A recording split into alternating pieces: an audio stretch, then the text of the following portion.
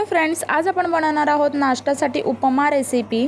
2 मिनिटात झटपट होणारी रेसिपी आहे। एकदा नक्की ट्राय करून बघा। आता उपमा बनवण्यासाठी मी ते कढईमध्ये 2 पळे तेल घेतलेलं आहे।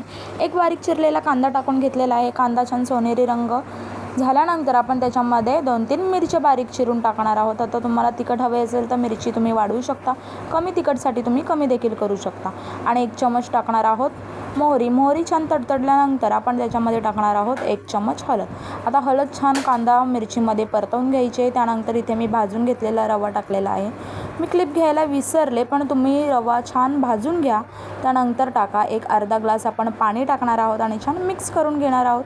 चवीनुसार मीठ टाकणार आहोत आणि छान बारीक चिरलेली फ्रेश अशी वरून कोथिंबीर टाकणार आहोत। तुम्हाला हवं असेल तर तुम्ही याच्यामध्ये बटाटो, टोमॅटो किंवा मटार देखील घालू शकता। खूप छान टेस्ट येते। आता मी ते एकदम सिंपल पद्धतीने बनवलेलं आहे।